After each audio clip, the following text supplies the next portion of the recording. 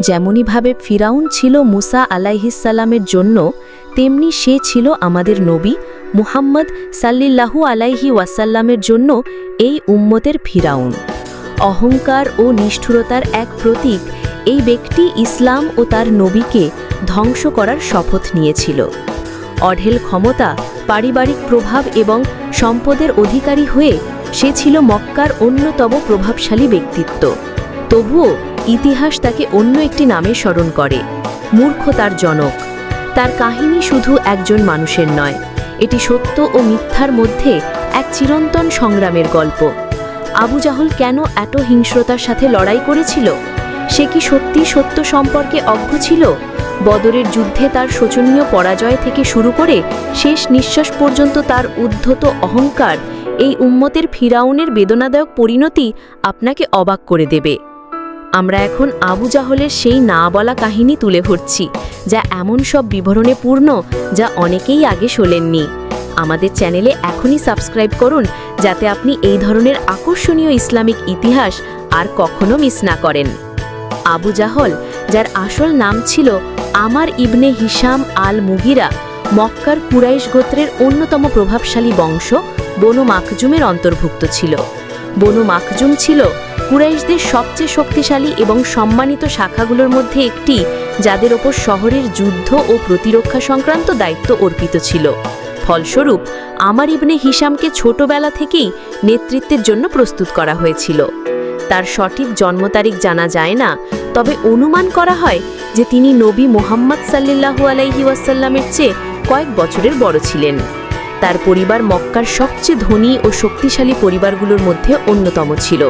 তার পিতা Hisham ibn আল মুগিরা একজন সম্মানিত নেতা এবং ধনী বণিক ছিলেন, যিনি আরব উপদ্বীপ জুড়ে বিস্তৃত বাণিজ্য কাফেলা পরিচালনা করতেন এবং বিশাল সম্পদ সঞ্চয় করেছিলেন। আবু জাহাল বিলাসিতা ও আরামে বড় হয়েছিল। সে তৎকালীন সেরা শিক্ষা লাভ করেছিল, পড়তে এবং লিখতে শিখেছিল এবং একজন দক্ষ বক্তা এবং কবিও হয়ে উঠেছিল। অল্প বয়স থেকেই সে তার বুদ্ধিমত্তা এবং আকর্ষণীয় ব্যক্তিত্বের জন্য পরিচিত ছিল। তার প্রভাব তাকে মক্কার সামাজিক ও রাজনৈতিক জীবনে সক্রিয় ভূমিকা পালনের সুযোগ দিয়েছিল এবং প্রায়শই সে বিভিন্ন গোত্রীয় বিবাদে মধ্যস্থতাকারী হিসেবে কাজ করত। তার জন্য পরিবারের সম্মান এবং গোত্রের খ্যাতিই ছিল সর্বাপেক্ষা গুরুত্বপূর্ণ। পূর্বপুরুষদের ঐতিহ্য ও বিশ্বাসের প্রতি গভীরভাবে অনুগত হওয়ায় সে মূর্তিপূজার এক কট্টর রক্ষক ছিল। সে বিশ্বাস করত যে মক্কার প্রতিষ্ঠিত ধর্মীয় ও সামাজিক শৃঙ্খলা যে কোনো মূল্যে রক্ষা করতে হবে। কাবার ভিতরের মূর্তিগুলো শুধু ধর্মীয় প্রতীক ছিল না, সেগুলো ছিল মক্কার অর্থনৈতিক শক্তির ভিত্তি, যা সারা আরব থেকে তীর্থযাত্রীদের আকর্ষণ করত এবং শহরের বাণিজ্যকে সমৃদ্ধ করত। এই কারণে আবু জাহল বিদ্যমান ব্যবস্থার প্রতি যে কোনো চ্যালেঞ্জকে অস্তিত্বের জন্য হুমকি বলে মনে করত। 610 খ্রিস্টাব্দে হেরা গুহায় প্রথম ওহী লাভের পর নবী মুহাম্মদ সাল্লিল্লাহু আলাইহি ওয়াসাল্লাম ইসলামের দিকে আহ্বান শুরু করেন। এই নতুন ধর্মের মূল ভিত্তি এক আল্লাহর প্রতি বিশ্বাস, মূর্তি প্রত্যাখ্যান এবং সামাজিক ন্যায় বিচারের নীতি মক্কার অভিজাতদের গভীরভাবে বিচলিত করে। আবু জাহল এই নতুন ধর্মের অন্যতম কঠোর বিরোধী হিসেবে আবির্ভূত হয়। সে ইসলামের প্রসারকে তার কর্তৃত্ব, পরিবারের সম্মান এবং মক্কার সমগ্র সামাজিক ও অর্থনৈতিক ভারসাম্যের জন্য সরাসরি হুমকি হিসেবে দেখেছিল। প্রথম দিকে সে নবীর বার্তাকে উপেক্ষা করেছিল, কিন্তু যখন ইসলাম দ্রুত ছড়িয়ে পড়তে শুরু করে, বিশেষত যুবক, দাস ও নারীদের মধ্যে, তখন তার উদ্বেগ ক্রোধে পরিণত হয়। সে প্রাথমিক মুসলিমদের ওপর নির্যাতনের মূল পরিকল্পনাকারী হয়ে ওঠে। তাদের সামাজিকভাবে বিচ্ছিন্ন করা, অর্থনৈতিকভাবে পঙ্গু করা এবং শারীরিকভাবে নির্যাতন করার জন্য নানা পরিকল্পনা তৈরি করে। ইসলামের প্রথম শহীদ হিসেবে বিবেচিত সুমাইয়া বিনতে খাব্বাত এবং তার স্বামী ইয়াসির ইবনে আমির ছিলেন আবু জাহলের নৃশংসতার প্রথম দিকের শিকারদের মধ্যে অন্যতম। এই পরিবারটি একসাথে ইসলাম গ্রহণ করার পর তাদের ধর্ম ত্যাগ করতে বাধ্য করার জন্য অকথ্য নির্যাতনের শিকার হয়। আবু জাহল ব্যক্তিগতভাবে সুমাইয়াকে নির্যাতন করেছিল, কিন্তু যখন তিনি অবিচল থাকেন, তখন সে ক্ষিপ্ত হয়ে তার বর্ষার আঘাতে তাকে শহীদ করেন। তার স্বামী ইয়াসিরকেও নির্যাতন করে হত্যা করা হয়।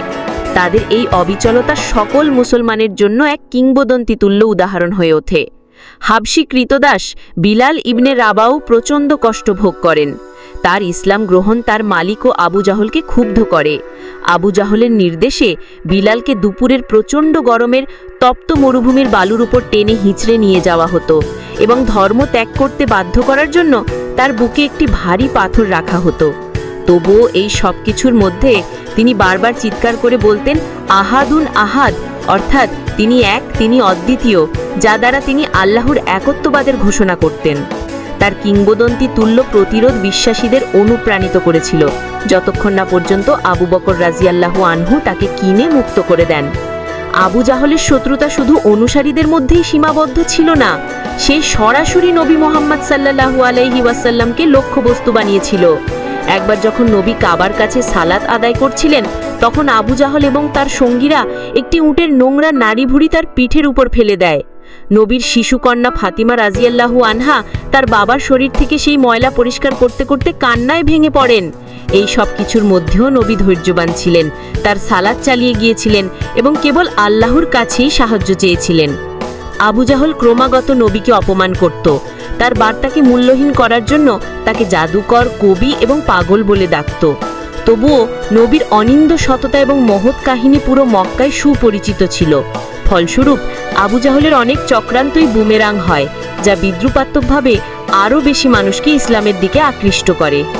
এরপর সে মুসলিমদের ও নবীর বংশের বিরুদ্ধে একটি নৃশংস 3 বছরব্যাপী বয়কটের আয়োজন করে। এই সময়ে তাদের শিয়াব ইবি তালিব নামক একটি সংকীর্ণ উপত্যকায় নির্বাসিত করা হয়।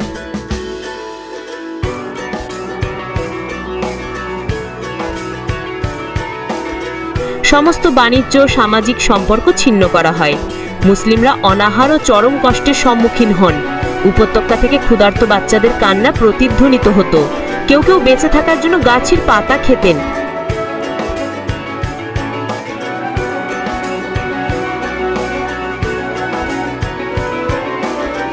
তবুও তারা তাদের বিশ্বাস ত্যাগ করেননি এবং অবশেষে কুরাইশদের কিছু লোক নিজেরাই লজ্জিত হয়ে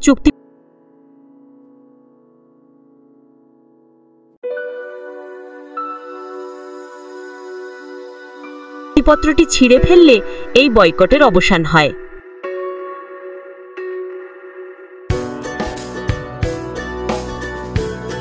কি এই মানুষটিকে চালিত করেছিল? এটা কি শুধু অজ্ঞতা ছিল? পুরোপুরি নয়। বর্ণিত আছে যে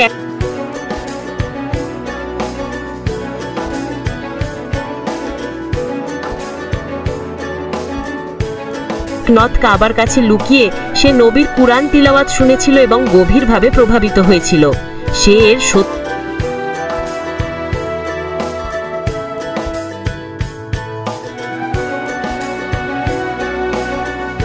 উপলব্ধি করতে পেরেছিল। পরে সে তার একজন সমকায়ীর কাছে স্বীকার করে যে প্রকৃত সমস্যাটি ছিল গোত্রীয় প্রতিযোগিতা।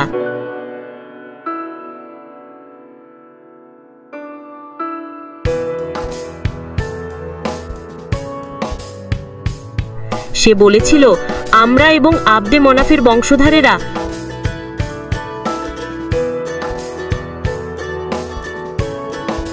সব বিষয়ে একে অপরের সাথে প্রতিযোগিতা করেছি। তারা গরিবদের খাইয়েছে, আমরাও খাইয়েছি। তারপর তারা বলে, আমাদের মধ্যে থেকে একজন নবী এসেছেন যার কাছে আসমান থেকে ওহী আসে।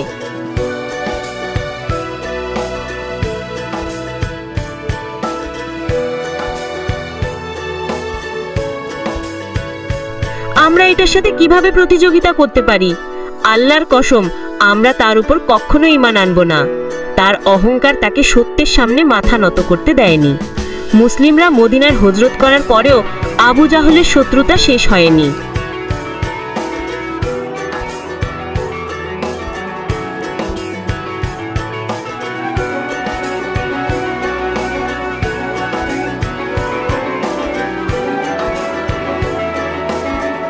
সে নতুন মুসলিম সম্প্রদায়কে মক্কার গুরুত্বপূর্ণ বাণিজ্য কাফেলার জন্য সরাসরি হুমকি হিসেবে দেখেছিল।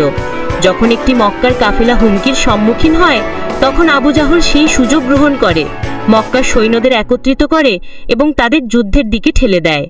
624 খ্রিস্টাব্দে বদরের যুদ্ধ ছিল একটি নির্ণায়ক মোড়।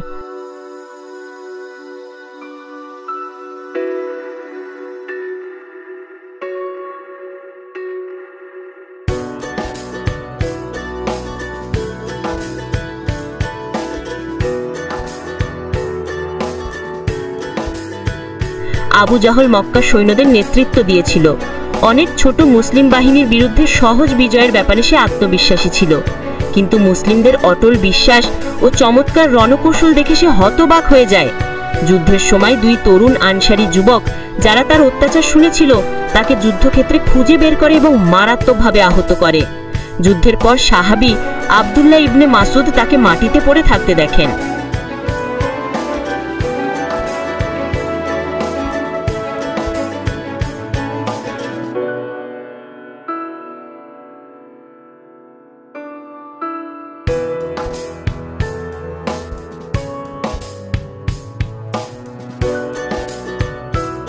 ইবনে মাসুদ তার উপরে দাঁড়িয়ে জিজ্ঞেস করেন, আল্লাহ কি তোকে অপমানিত করেননি ও হে আল্লাহর দুশমন? চির অহংকারী আবু জাহাল উত্তর দেয়, একজন মহান ব্যক্তিকে তার নিজের লোকে হত্যা করলে এতে লজ্জার কি আছে? তার কথায় সেই অহংকার প্রকাশ পেয়েছিল যা তার শেষ নিঃশ্বাস পর্যন্ত প্রচণ্ডভাবে জ্বলছিল। তার মৃত্যুর মাধ্যমে ইসলামের জন্য একটি মহান বিজয় নিশ্চিত হয়েছিল। আবু জাহলের মৃত্যু কুরাইশদের জন্য একটি বিধ্বংসী আঘাত ছিল, যা তাদের মনোবল এবং ইসলামের বিরুদ্ধে লড়াই করার ক্ষমতাকে পঙ্গু করে দেয়।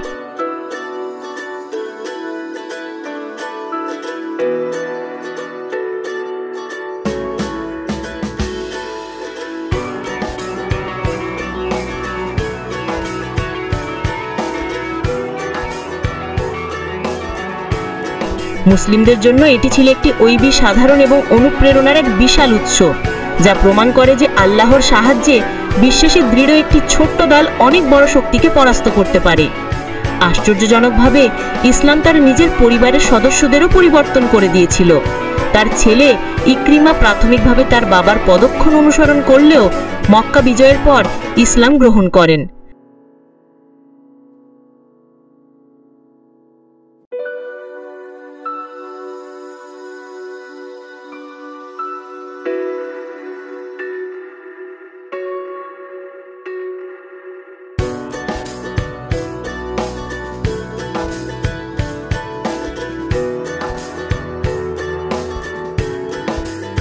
তার বাবার বিপরীতে ইকরিমা একজন নিষ্ঠাবান ও বীর মুসলিম হয়েছিলেন এবং যে বিশ্বাসকে তার বাবা ধ্বংস করতে চেয়েছিল সেই বিশ্বাসের জন্য লড়াই করতে গিয়ে শহীদ হন। এই রূপান্তর দেখিয়েছিল যে ইসলাম কিভাবে সবচেয়ে কঠিন হৃদয়ও জয় করতে পারে। ইসলামের ইতিহাসে আবু জাহল হলো অস্বীকৃতি ও অহংকারের চূড়ান্ত প্রতীক। যদিও তার প্রদত্ত নাম আমার ইবনে হিশাম এবং তার উপাধি ছিল আবুল হাকাম অর্থাৎ জ্ঞানের পিতা,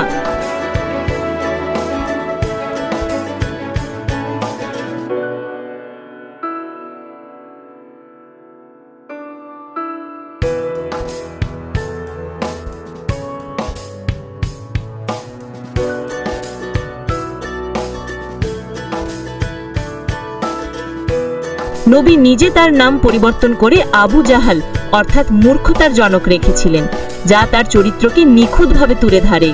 এই উপাধি বুদ্ধিমত্তার অভাব বোঝায় না, বরং সত্যকে মেনে নেওয়া এক ঐচ্ছিক অহংকারী অস্বীকৃতিকে বোঝায়।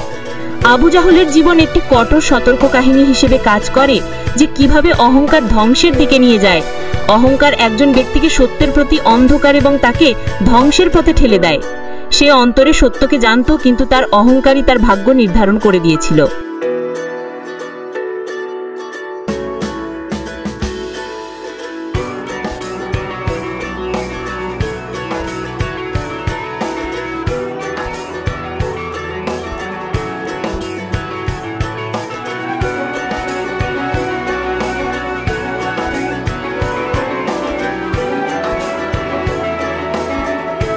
বিপরীতে মুসলিমরা অবিচল ছিল এবং তাদের ধৈর্যই শেষ পর্যন্ত তাদের বিজয় এনে দিয়েছিল। তাদের কাহিনী আমাদের শেখায় যে জুলুম বা পীড়ন সর্বদা ব্যর্থ হতে বাধ্য। আবু জাহলের গল্প শুধু অতীতের কোনো ধ্বংসাবশেষ নয়, এটি নম্রতা ও অদ্ভুতের মধ্যে বিশ্বাস ও বিশ্বাসের মধ্যে চিরন্তন সংগ্রামের এক তিন্ত শিক্ষা।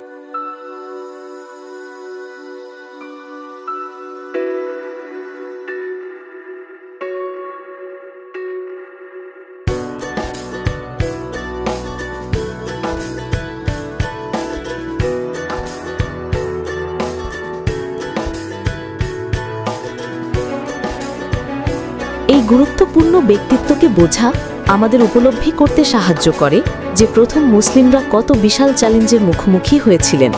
এবং আমাদের মনে করিয়ে দেয় প্রতিটি মানব হৃদয়ে থাকা অহংকারের বিরুদ্ধে সতর্ক থাকতে। আপনি যদি এই গল্পটি অন্তর্দৃষ্টিপূর্ণ মনে করেন, তবে অনুগ্রহ করে এই ভিডিওটি লাইক করুন এবং আরও ভিডিওর জন্য আমাদের চ্যানেলে সাবস্ক্রাইব করুন। নিচের কমেন্টে আপনার মতামত জানান। পরবর্তী ভিডিওতে আপনাদের সাথে দেখা হবে। আল্লাহ আপনাদেরকে রক্ষা করুন।